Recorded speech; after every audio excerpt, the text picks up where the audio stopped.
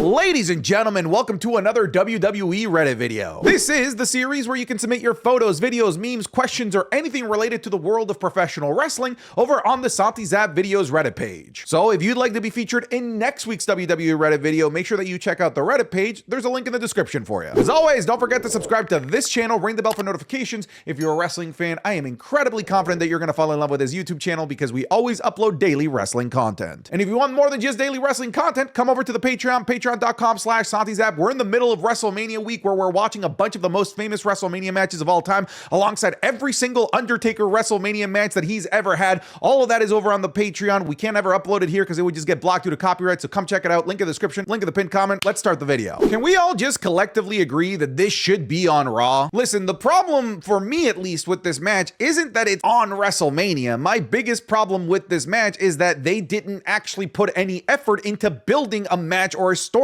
that people would care about. And two, the fact that the SmackDown Tag Team division, the division that they actually put time and effort into, that isn't on the WrestleMania card. That's why I loathe this match, because I know that the match is gonna be good. I know that the talent in there can put on an excellent match, and they probably will. I just don't like to be in this situation where I have to, in my mind, justify a WrestleMania match simply because of the hope that a big WrestleMania moment might happen, which of course we're all hoping that it's the return of Big E. And I certainly don't like to be the type of wrestling fan that says, well, if this thing doesn't happen in the match, then I hate it. But this might be one of those situations where if Big E doesn't come out at some point during this match or after this match, I might hate this. But hey, I'm trying to find the silver lining here in that the talent is great and that the match might end up being a sleeper. But as it stands, I just wish WWE cared a little bit more to make this feel like an actual WrestleMania worthy match. Jack Kairi Sane is real.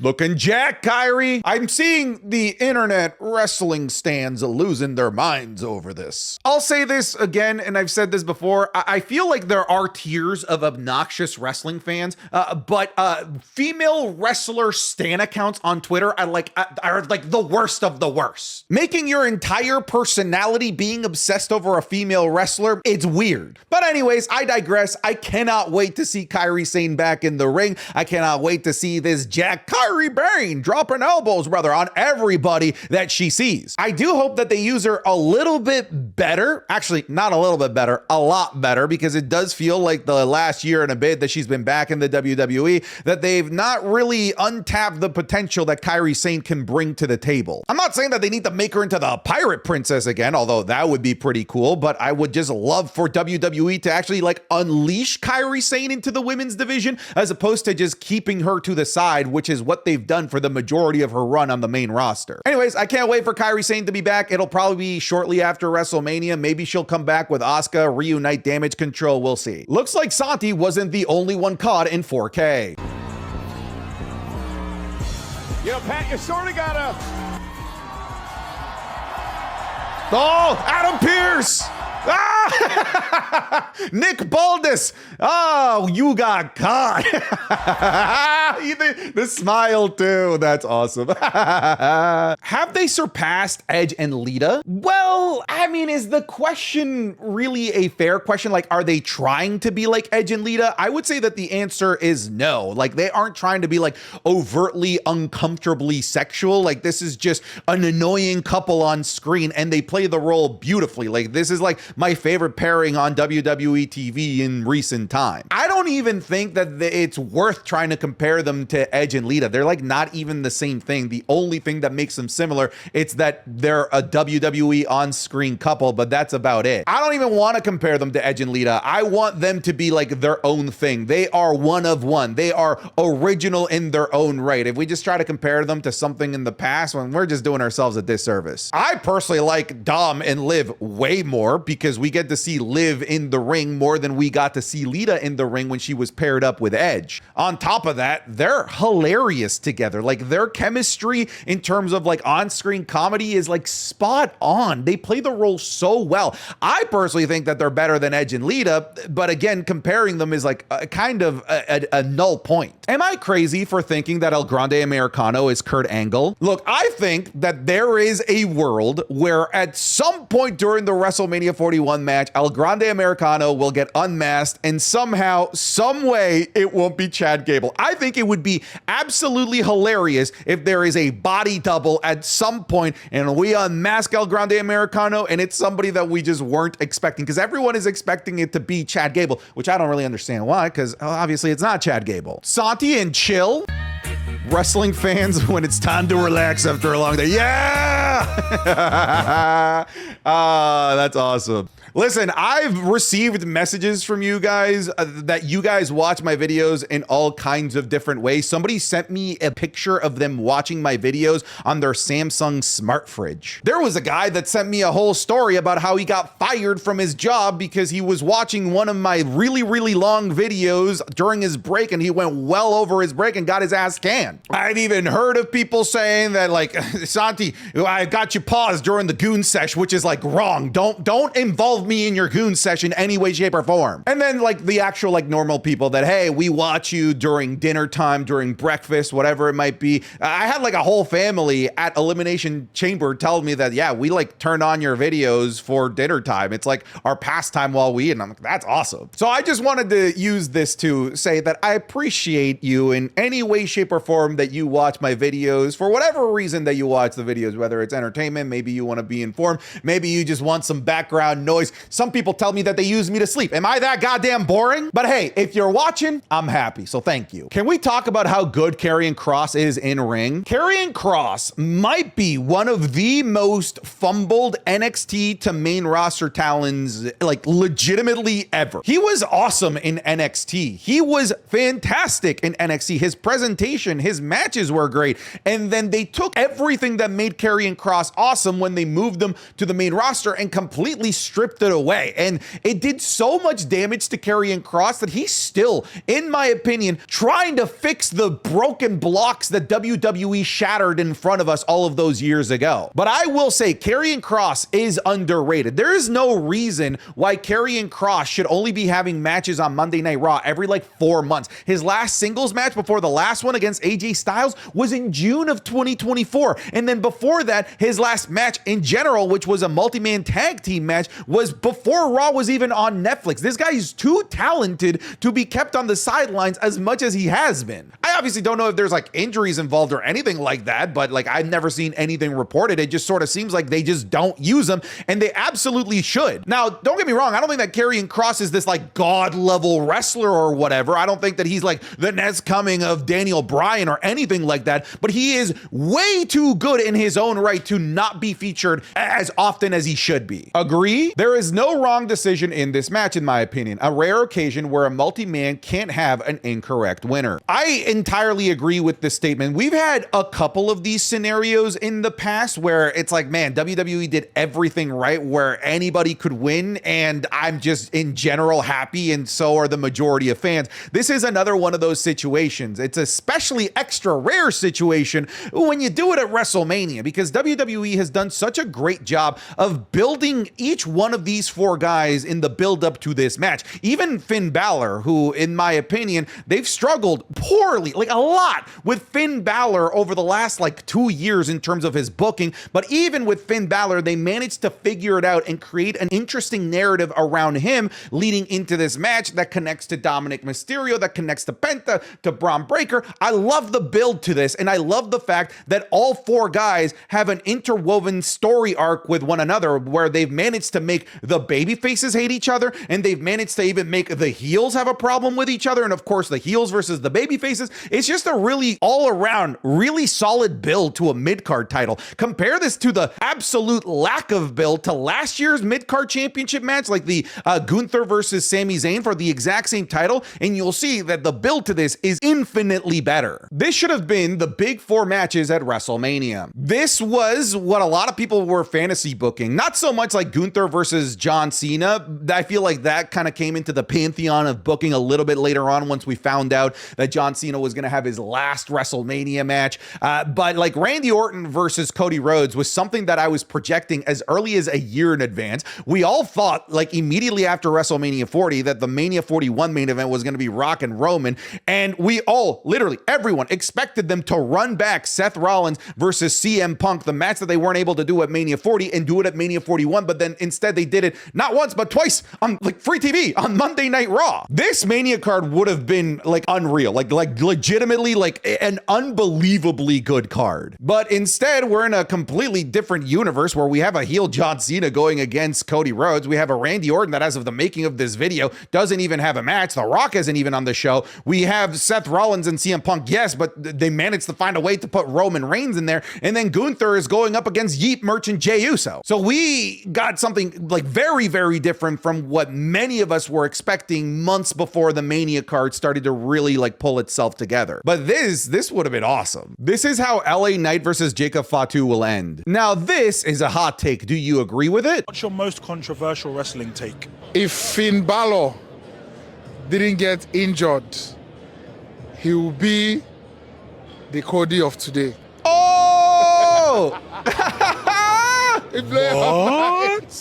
He play, bro, because those entrances, he had the hand spread before Cody came with the and all that.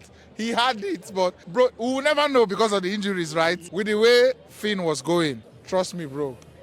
I see alternate timelines in my head. I peeped into that timeline. Finn Balor is cooking. He's the face of the company. He has been champion for 1 year plus. He's basically the guy. Listen, he is kind of spitting facts. Obviously, we'll never know if that is the case, but there is somewhere an alternate reality where Finn Balor does not get hurt, and I am very curious what that reality looks like. Does Finn Balor keep that Universal title for a long time? Is he able to keep himself at the top of the main event picture? Because clearly, WWE had major plans and ambitions for Finn Balor when he got called up from NXT. He was a first rounder in the draft by Monday Night Raw, which was like a rare thing for somebody from NXT to get called up that way. And then immediately within like his first couple of matches, he wins the WWE not undisputed, Universal title at SummerSlam, one of the biggest shows of the year, against Seth Rollins, one of the biggest stars that WWE has. Like, that's a crazy vote of confidence that tells me that maybe right now, had Finn Balor never gotten hurt, he might be the face of the company, the guy with multi-time WrestleMania main events under his belt. Life has been a little bit hectic lately between all of the YouTube videos, live streaming, traveling to go to wrestling shows. So one of the things that I use to be able to unwind and relax is Cornbread Hemp CBD gummies. With all of the recording and streaming that I do, it's tough for me to easily get to sleep. It's really hard to sleep after being in front of screens for hours upon hours. So I've been using CBD for years to help me get to sleep after long work days in front of all of these screens. Better sleep means I can get right back to work with full energy the next day while keeping up with things like my workouts or my social life. Sleep is important, folks. Get some. Cornbread Hemp CBD gummies are made to help you feel better, whether it's for stress relief, discomfort, or just needing a little bit of relaxation. Like I said, for me, my biggest use is to be able to actually get to sleep because I'm always so tense after working for long hours. So that relaxation bit to help me get to sleep, that to me is so invaluable. And all products are third-party lab tested and USDA organic to ensure safety and purity. I feel like I needed to mention that part because you're going to be eating these things. Right now, Santi's app viewers can save 30% off their first order just by heading over to cornbreadhemp.com/Santi and using code Santi at checkout. Again, that's cornbreadhemp.com/Santi and use code Santi. I'll put the link in the description or you can see it right there on screen. Thank you again to Cornbread Hemp for sponsoring this video. Now let's get you back to wrestling. Karrion Kross Kross won in life. It's okay I don't have a WrestleMania match in my home of Las Vegas because I'm waking up next to a naked Scarlett Bordeaux tomorrow, Karrion Kross. I mean, facts? Like, he did win, yeah. Triple H to the IWC. The internet's not real life, right? And the bitching and the fucking complaining that is on there, it's not real life. Like you could read the internet and it'll sound like this thing is dead. It's not, and I'll use Cody as the example. Cody's already jumped the shark. He's dead as a babyface. He's like, really? Because I don't know.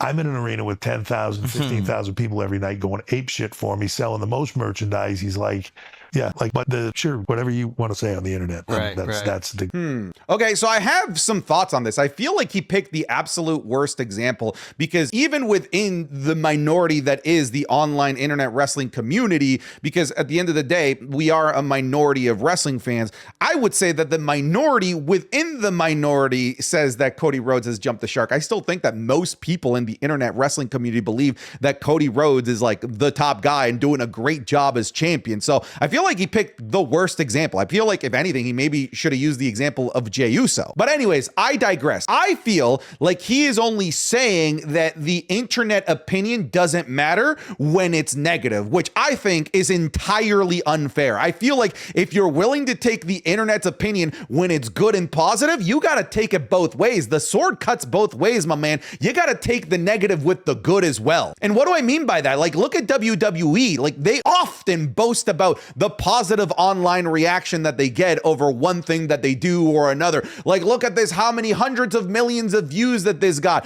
Look at the reactions that we're featuring on the show. So they're willing to talk about the positive reaction to the things that they're doing, but all of a sudden, if it's a negative conversation, then it's bullshit. I think a lot of it is bullshit, don't get me wrong, but also not all of it is bullshit. Like the We Want Cody movement, that was an online thing. Are we going to say that we were bitching, complaining with no reason whatsoever and that's bullshit? I don't think so. I feel like you can look at the internet wrestling community as a canary in the coal mine for some things, but sometimes it would be wrong to follow what they're doing because at the end of the day, they are a minority of wrestling fans. But I disagree with the statement that like online sentiment is entirely BS. Like I said, you got to take the good with the bad. You can't just highlight the good and ignore, the negative voices towards some of the stuff that you're doing as well. And there's no way that they ignore the negativity. I know that they have to look at it and recognize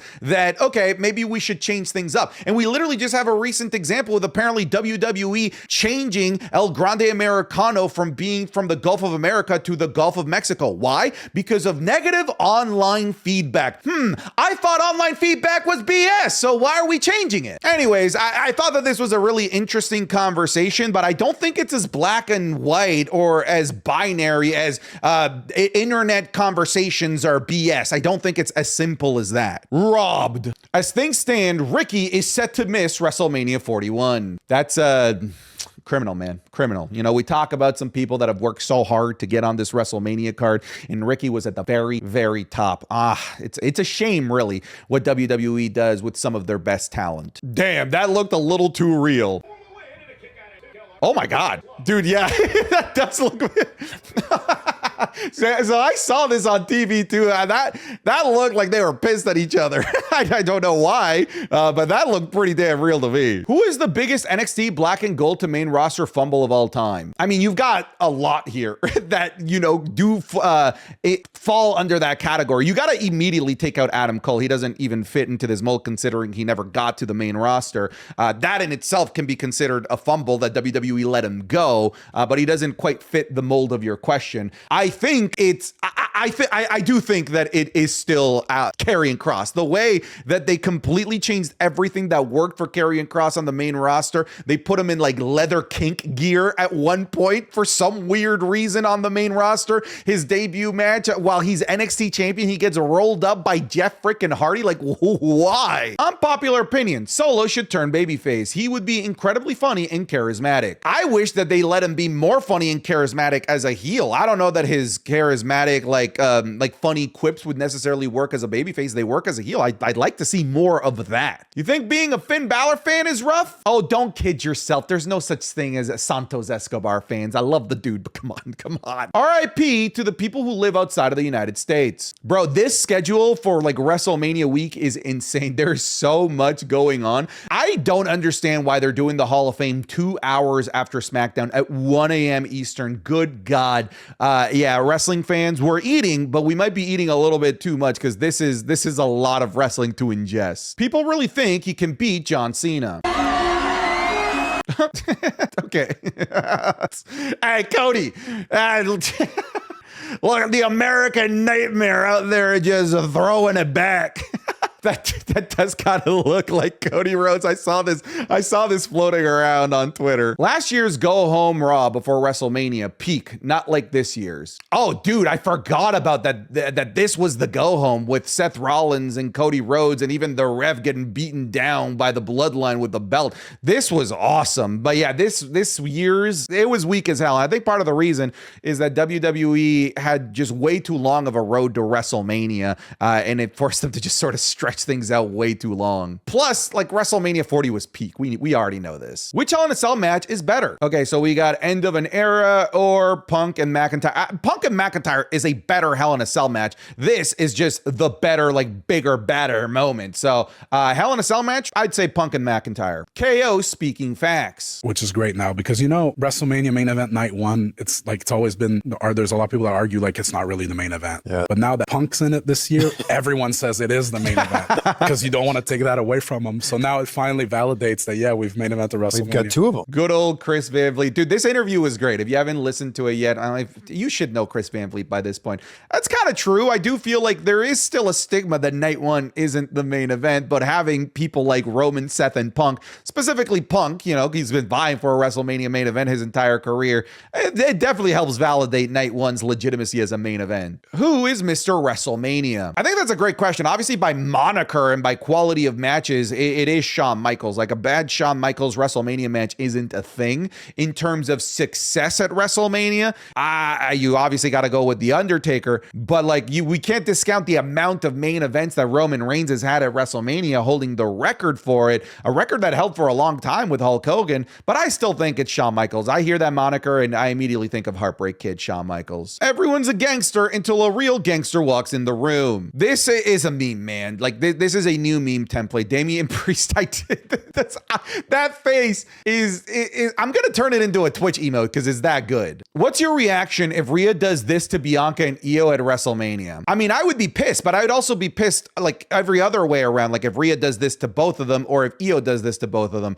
I like this was like bold to have Roman Reigns do this to Edge and Daniel Bryan. But it worked because of what they were trying to do with Roman Reigns specifically. But I don't think that it would work in this women's triple threat. Which spear do you think was more brutal? Okay, so the I Show Speed spear or obviously the Carlito spear? I think, listen, the way you asked it, more brutal, the answer is I Show Speed. I Show Speed is like 150 pounds lighter than Braun Breaker, okay? He got folded like a piece of paper. At least Carlito, he's got some girth to him. He's got some muscles, all right? He's got some size to be able to take that spear. But in terms of like the coolest, like best spear, it is this one. But most brutal, most devastating, painful looking, it was I Show Speed. Something's wrong. I can feel it. Oh man, I'm seeing so many people try to make this argument, man, that Seth Rollins is joining The Rock, and I like didn't buy it at first, but then the more people kind of like talked about it and explained their reasoning and like were connecting clues and stuff, the more I'm starting to believe it. I still won't believe it until I actually see it though. If this happens in WrestleMania, I'm going crazy. Randy Orton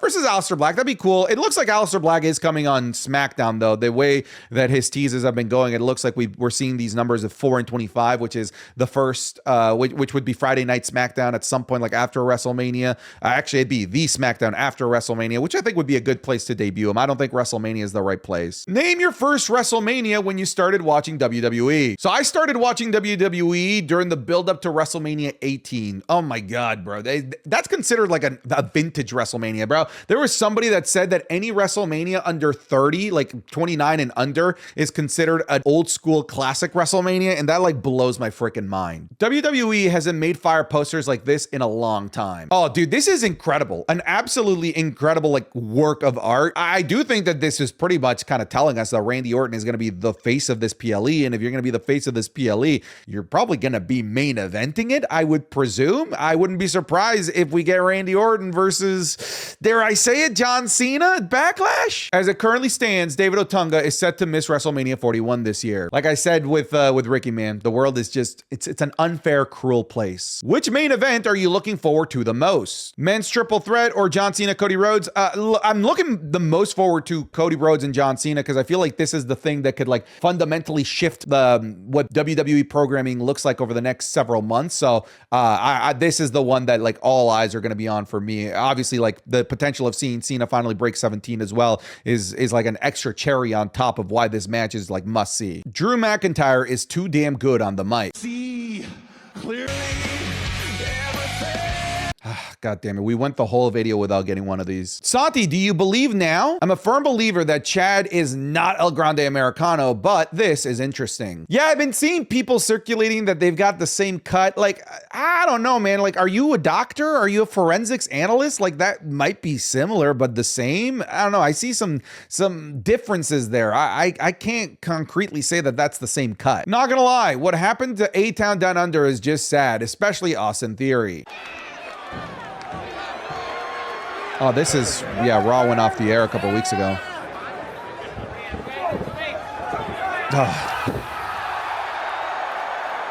All right. Yeah, listen, they should have just turned him babyface. Had they turned him babyface, he could be a big deal right now, but they took too long, and now all eyes are on Berto's babyface turn now. There is only one option after WrestleMania 41. Ah, yes, the custody of Paul Heyman ladder match. I do think that SummerSlam will be headlined one of the nights by Roman Reigns versus CM Punk in some way, shape, or form, and I do believe that the catalyst for that main event has to be Paul Heyman. It's part of the reason why I don't think Paul Heyman is going to walk away with Seth Rollins, and Seth Rollins is the new Paul Heyman guy. I just don't see that happening. All right, folks, thank you so much for watching today's Reddit video. I'll see you guys in the next one. Take care. Goodbye. Get out of here.